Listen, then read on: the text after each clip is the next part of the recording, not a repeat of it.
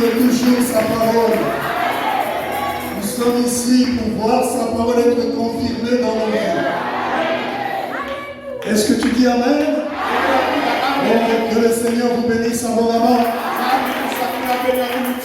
Est-ce que vous êtes dans la joie d'être dans la maison du Seigneur? Parce que nous avons la révélation que Dieu descend en ces lieux.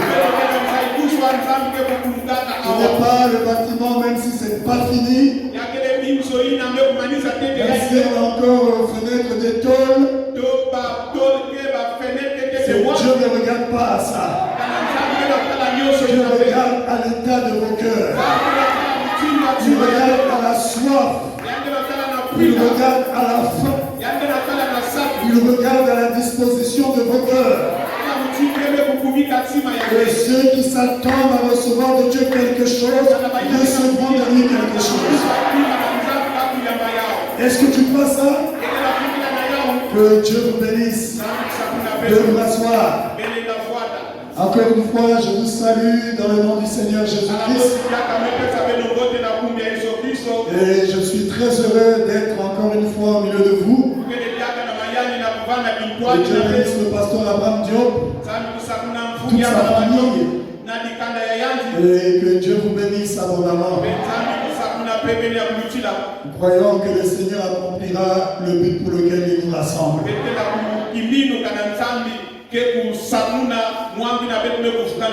Ah, le vendredi c'était spécial. Combien étaient là vendredi? Combien n'étaient pas là? Oh. Oh, le Seigneur est bon, que Dieu soit loué. Et nous croyons qu'il est le même hier, aujourd'hui et pour toujours. Alors, sans plus tarder, je vous invite à vous lever. Nous allons lire la parole de Dieu. Nous avons nos écritures de base, Romains chapitre 8. Romains 8, le verset 28. Et après, nous lirons Jérémie 29, le verset 11. Et enfin, nous terminerons en Actes chapitre 13. Et prions d'abord le Seigneur. Oh Père béni, divin sauveur, divin rocher, toi le Dieu toujours présent parmi nous. Nous ne sommes pas venus ici à cause du pasteur Abraham. Nous ne sommes pas venus ici à cause du prédicateur que je suis. Mais nous sommes venus à cause de toi. C'est toi qui crée l'attraction ici. Toi qui confirme tes promesses. Tu as fait de cet endroit un endroit où tu descends pour manifester ta parole. Oh, nous te remercions, Père. Nous te disons merci de tout notre cœur. Reçois les actions de grâce. Reçois la louange. Reçois la magnificence. Merci, Père, pour tout ce que tu fais pour la pierre de ton tabernacle. Merci pour tout ce que tu as fait. Et merci pour tout ce que tu feras. Bénis les Écritures que nous allons lire. Bénis mon frère, bénis ma soeur. Exauce les requêtes confiées dans chaque heure. Aucun de nous ne reparte d'ici le même. Puisse ta présence accomplir le but pour lequel tu nous as amenés en ces lieux. Alors que nous nous attendons à toi. Toi le seul vrai Dieu. Toi qui te nommes le Seigneur Jésus-Christ. C'est en ton nom. Et pour ta gloire, nous te le demandons. Au nom du Seigneur Jésus-Christ. Amen. Nous lisons en Romains 8. Romains 8, le verset 28. Nous savons du reste que toute chose concourt au bien de ceux qui aiment Dieu, de ceux qui sont appelés selon son dessein. Jérémie 29, le verset 11.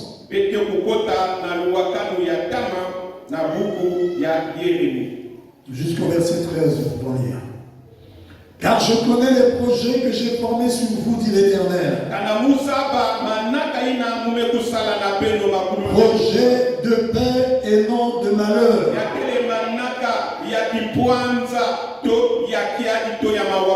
Afin de vous donner un avenir et de l'espérance. Vous m'invoquerez et vous partirez. Vous me prierez et je vous exaucerai. Vous me chercherez et vous me trouverez. Si vous me cherchez de tout votre cœur, je me laisserai trouver par vous. Oh, quelle glorieuse promesse! Et dans le Nouveau Testament, le Seigneur répète ça, il dit cherchez et vous trouverez. Demandez et l'on vous donnera. Frappez et l'on vous ouvrira. Acte 13, verset 36.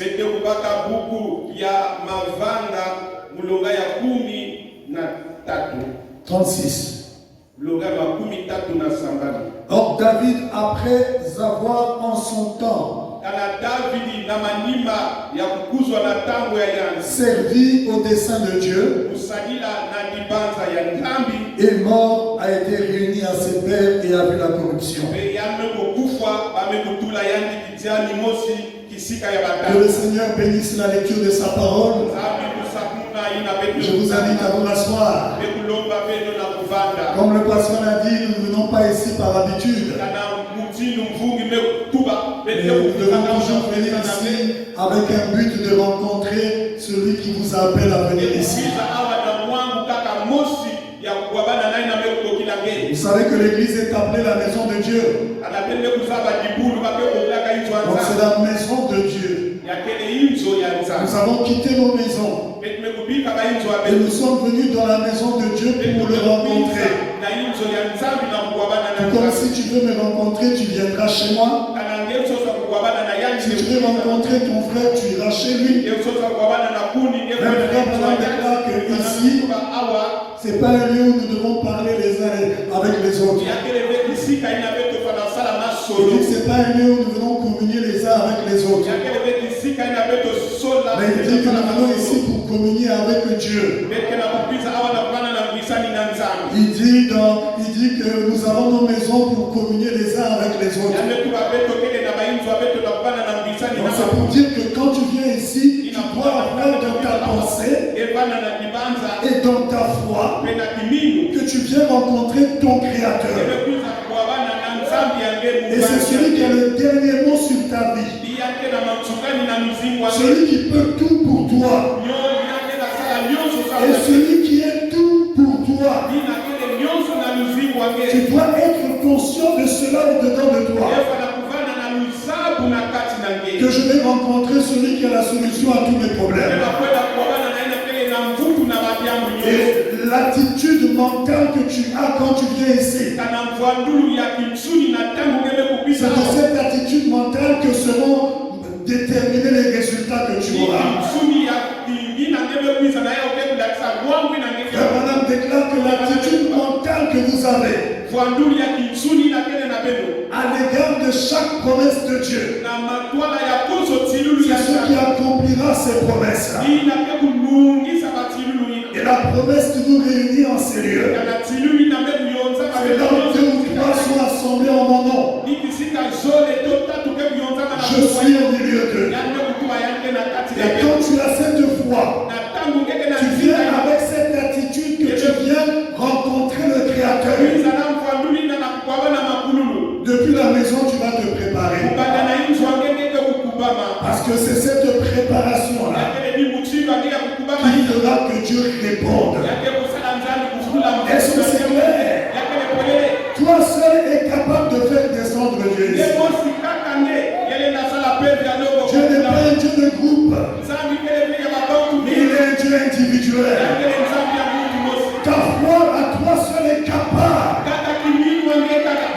accomplir des grandes choses ici. Donc toi, tu as une responsabilité. Et je m'adresse spécialement aux membres de l'Église. Tu as une responsabilité. Est-ce que tu dis Amen? Et donc tu dois jouer ton rôle. Et le prophète déclare que la parole est apportée. Nous mangeons le Saint-Esprit par les amens. Nous mangeons aussi chaque parole de Dieu par un amen. Même si la parole peut être dure, mais nous disons amen parce que nous écoutons notre nom là. Et le nom c'est la nature. Que la parole nous élève, qu'elle nous rabaisse, qu'elle nous déchire, qu'elle nous pense. Tout ce que Dieu veut nous dire, nous disons amen. Voilà l'attitude de véritable croyant. C'est pourquoi le croyant du message ne choisit pas des citations du message à vivre, qu'il doit vivre. Non, le chrétien, le véritable croyant, doit vivre toute la parole. Parce que nous sommes ici pour devenir toute la parole. Madame déclare tout comme l'époux. Tout comme l'époux. Frère Madame dit tout comme l'époux. Jésus-Christ. Et la parole faite de chair. L'épouse aussi doit devenir la parole faite de chair. Et nous venons ici dans ce but. Dieu est en train d'écrire sa parole. Est-ce que tu crois ça? Et à chaque fois que tu écoutes la parole, Dieu est en train d'écrire sa parole. Il écrit où? Dans ta chair. Et le prophète déclare, nous devenons la parole faite de chair à mesure que nous recevons la parole. Et nous devons la recevoir avec foi. Parce que c'est la foi qui rend manifeste la parole. Que le Seigneur te bénisse. Si tu es malade, crois que sa présence est suffisante. Qu'on te touche ou qu'on ne te touche pas. Mais ce qui compte, c'est le toucher de Dieu. Et toi aussi, tu peux le toucher. Par la foi. Est-ce que tu dis amen? Et la Bible déclare que ce bras n'est pas trop court pour marcher. Il est capable de te toucher là où tu es. Si seulement tu crois. On peut t'imposer les mains sur l'homme. Ou on peut prononcer la parole. Et la chose aussi se fera. Dans la pharmacie de Dieu, il y a plusieurs médicaments. Il y a plusieurs promesses. Et le prophète va plus loin. Il dit que l'imposition des mains, c'est une tradition juive. Mais avec les nations, comme ce sont des Romains, il est venu voir le Seigneur parce que sa fille était malade. Et le Seigneur a voulu aller chez lui. Il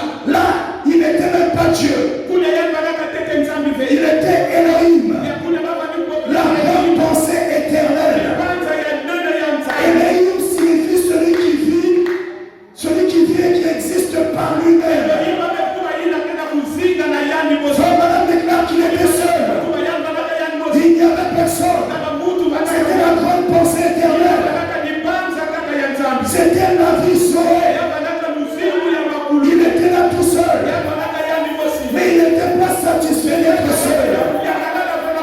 Il n'y avait aucun atome, aucune molécule. Il n'était même pas encore Dieu. Parce que les anges n'étaient même pas là. Personne ne l'adorait. Il existait par lui-même. Et il était là tout seul. Mais il n'était pas satisfait d'être seul. Il voulait avoir une famille à qui il allait donner son amour. Il voulait avoir des enfants dont il allait prendre soin. C'est alors qu'il a créé. Il a créé la terre et tout ce qu'elle renferme.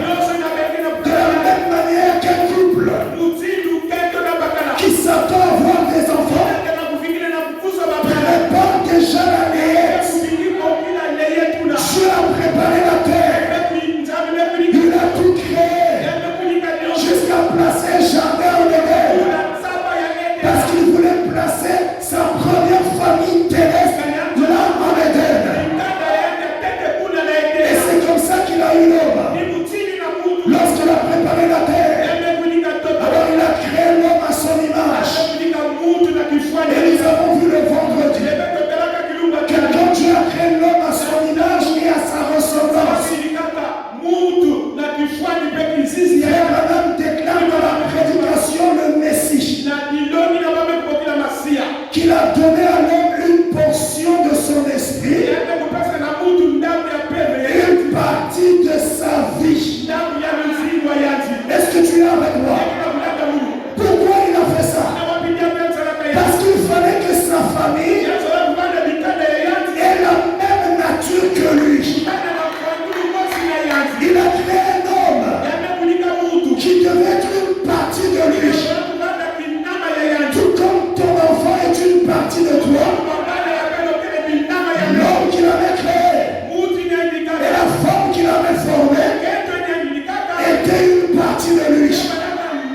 Ils étaient membres de sa famille. Et le prophète déclare, lorsque Dieu a créé l'homme à son image et à sa ressemblance, et qu'il a placé sur la terre dans le corps de chair, en Genèse 2:7, il est passé de Elohim à Jéhovah. Elohim signifie celui qui vit et qui existe par lui-même. Et en tant qu'Elohim, il était seul. Mais Jéhovah signifie Dieu qui vit avec sa famille. Il n'était plus seul. Il avait maintenant sa famille qui l'avait sorti de lui, à qui il avait donné la vie, sa propre vie, et il pouvait communier avec eux, leur témoigner son amour et prendre soin d'eux. Est-ce que tu es avec moi? Lisons le prophète qui le dit. Il est passé d'Elohim à Jéhovah. C'est pourquoi en Genèse 1, partout il est dit, Dieu créa, Dieu dit, Dieu fit, Dieu seulement. Mais en Genèse 2, quand il a formé l'homme de la poussière de la terre, alors la Bible déclare, ce n'est plus Dieu seulement, c'est l'éternel Dieu. L'éternel Dieu. Il est passé de Dieu. Genèse 1. En fait, le mot Dieu là, c'est Elohim. Et en Genèse 2, c'est l'éternel Dieu, c'est-à-dire Jéhovah.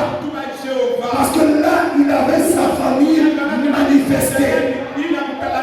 Frère Madame déclare dans l'épître aux Éphésiens, et comparable au livre de Josué, du 15 mai 60, paragraphe 99. Permettez-moi, avant d'aller plus loin,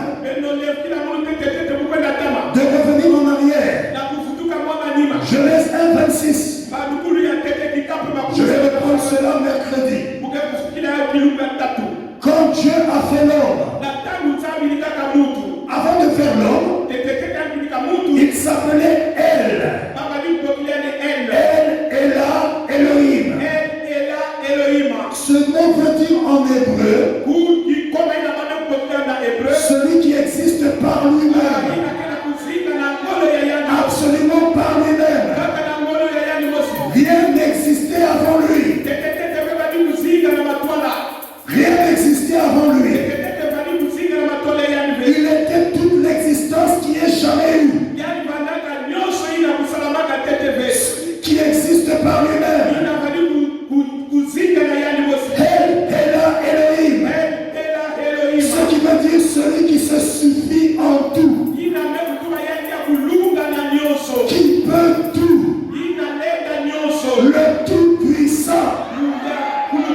Celui qui existe par lui-même. Les frères madame paragraphe 100. Mais dans Genèse 2, quand il a fait l'homme, il a dit je suis. Et il l'appelle J-U-V-U-H. Il l'appelle Y-A-H-U. J-A-H-U-Z. Jéhovah. Frère madame déclare que les traducteurs n'ont jamais pu bien traduire ce mot-là. Les 4 lettres. Il dit Jéhovah. Qu'est-ce que ça voulait dire? Je suis celui par qui existe toute chose. J'ai créé quelque chose à partir de moi-même pour en faire mon fils ou un petit moi-même temporaire ou amateur. Il dit gloire. Pourquoi? Il a donné à l'homme.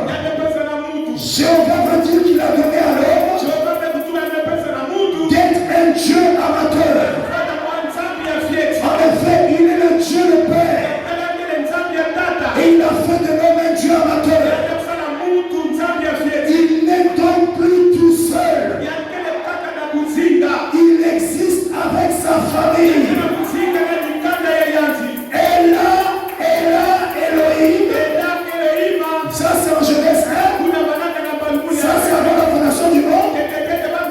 Bon, maintenant, il est Jéhovah. Jéhovah qui veut dire celui qui existe avec sa famille. Il n'est plus tout seul. Il existe avec sa famille. C'est pourquoi nous sommes une partie de lui. Et sans toi, Dieu est incomplet. C'est pourquoi le prophète va plus loin. Il dit qu'il n'y a pas de place en enfer pour un fils de Dieu. Je parle d'un véritable fils de Dieu. Si tu es un fils réel, une vie réelle, il n'y a pas de place en enfer pour toi. Parce que si tu vas en enfer, c'est une partie de Dieu qui va en enfer. Et même Satan va bouder. Satan même va se fâcher. Parce que si une partie de Dieu va en enfer, mais ça sera grave en enfer. Est-ce que tu dis amen? Il dit que nous sommes une partie de lui. Sans toi, je est incomplet. Tu dois prendre conscience de ce que tu es. Jéhovah, qui va dire celui qui existe avec sa famille. Oh, Dieu a fait l'homme pour que ce dernier domine sur toute la terre. Il avait l'autorité. L'homme dominait sur la terre. Est-ce qu'on forme aux Écritures? Donc si c'était sa propriété, il était le Dieu de la terre, l'homme. Il pouvait parler. Et ce qu'il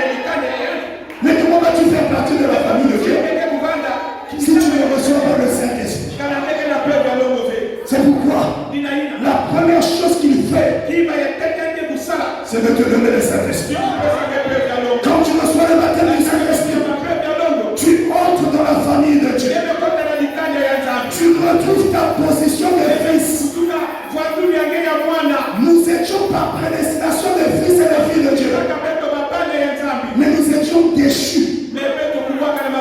Mais par l'œuvre de Golgotha et par le Saint-Esprit, nous sommes ramenés à notre position de fils et de filles de Dieu, membres de la famille de Dieu.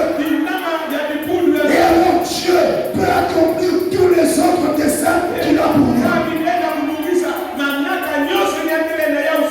Le vendredi, nous avons vu que lorsque Dieu avait créé l'homme, en Genèse 1, la première chose qu'il a faite, c'était de lui donner sa vie. Le Saint-Esprit. Genèse 1, 26 à 27. Et après, quand l'âme de l'homme avait la vie éternelle, en Genèse 2, Dieu a commencé à travailler sur la chair de l'homme. Il lui a formé un corps en bonne santé. Genèse 2. Et après, il y a le travail. Genèse 2:15. Il a placé en Éden pour garder et cultiver le jardin. Le travail. Et à la fin, 2:18 dit il n'est pas bon que l'homme soit seul. Il lui a donné la femme, le mariage. Et après, l'homme a eu des enfants. Mais tout ça s'est fait dans un ordre. La première chose que Dieu devait faire, c'était d'abord donner la vie éternelle à l'âme de l'homme. Et c'est la même chose qu'il doit faire pour toi et moi.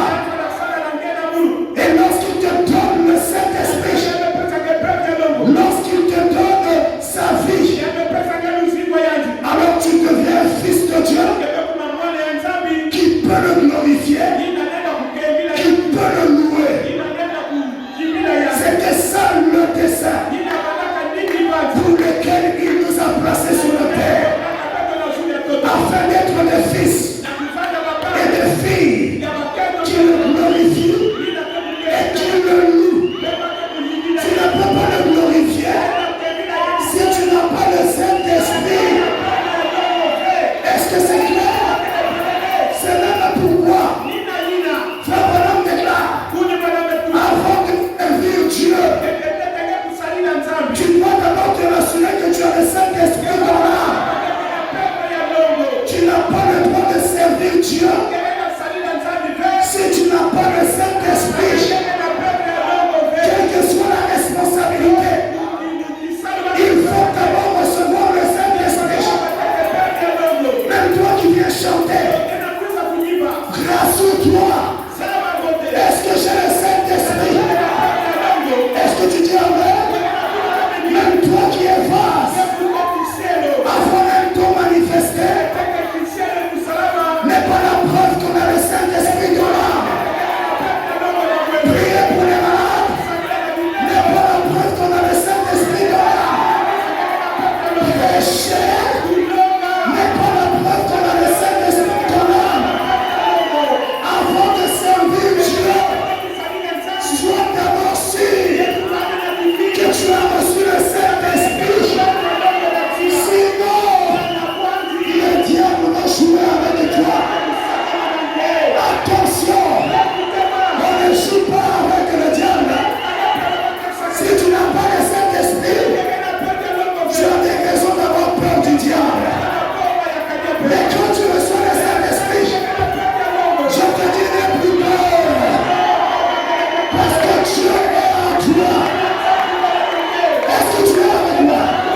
Mais avant de servir, sois sûr que tu es passé par l'expérience du baptême du Saint-Esprit. C'est capital. C'est très important. Je peux être une brouette qui a servi à la construction du temple de la maison. Après, quand la maison est finie et qu'on fait entrer les visiteurs, on leur montre le temple. Mais la brouette est abandonnée quelque part. Je ne veux pas être une brouette. Je veux à la fin de ma vie sur la terre entrer dans la vie éternelle.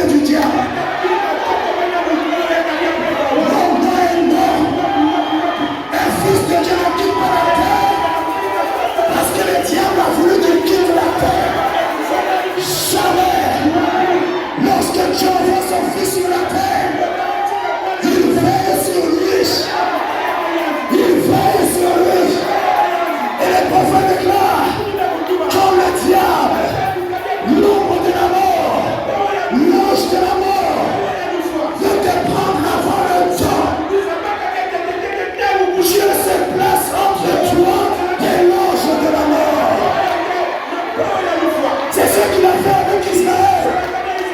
Israël dans le désert.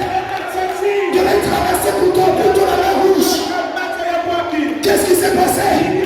Les Égyptiens ont suivi avec les armées pour détruire les enfants d'Israël. Mais comme Dieu avait un dessein, sortir les enfants d'Israël de l'Égypte n'était qu'une partie de son dessein. Mais le dessein final, c'était d'amener Israël jusqu'à Canaan. Lorsque les Égyptiens ont voulu arrêter le programme de Dieu pour les enfants d'Israël, ils ont voulu les tuer. La colonne de feu s'est placée entre les enfants d'Israël et les Égyptiens. C'est pourquoi nous n'avons pas peur. Nos vies sont entre les mains du Créateur. Même s'il y a un sorcier qui te dit je vais te bouffer, n'aie pas peur. N'aie pas peur. Dis-lui si tu blagues, mon Dieu va te bouffer. On ne joue pas avec Dieu. On ne joue pas avec Dieu. Il a dit ne touchez pas l'univers. Il y a des gens qui reçoivent des malédictions parce qu'ils ont touché un fils de Dieu. Ils pouvaient toucher les autres. Ils pouvaient toucher les autres. Mais quand il est venu à te toucher, Dieu a dit c'est fini. Je règle son cas. Notre Dieu est terrible. Ce n'est pas un petit enfant. Il détient le monde dans sa main. Ne jouez pas avec ce Dieu. En tant que chrétien, on ne doit jamais souhaiter la mort de quelqu'un. En tant que chrétien, on ne doit jamais souhaiter la mort de quelqu'un. Mais Dieu a dit à moi la vengeance. Quand Dieu se venge, il sait se venger.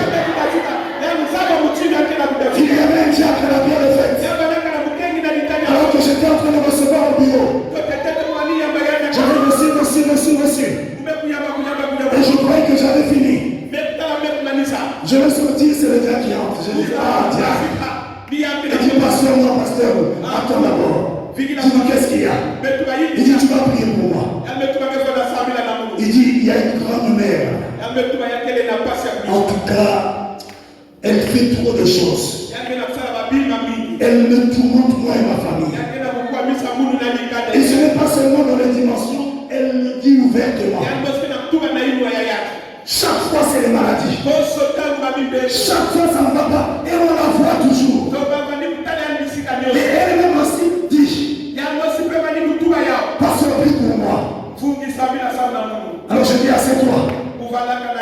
Tout d'un coup j'ai senti comme une colère. Je lui ai dit, on va prier. Et j'ai prié. J'ai dit, Seigneur, que ces esprits se retournent contre elle. La colère là, ce n'était pas de moi-même. J'ai senti quelque chose monter. Et j'ai parlé. J'ai prié pour le diable, il est parti. J'entre dans ma voiture, je démarre. Pour ceux qui connaissent Brazzaville, nous condons jusqu'après le pont du Dieu. Et quand j'arrive dans ma ruelle, je suis en train de faire la manœuvre pour garer dans la parcelle. Le téléphone sonne.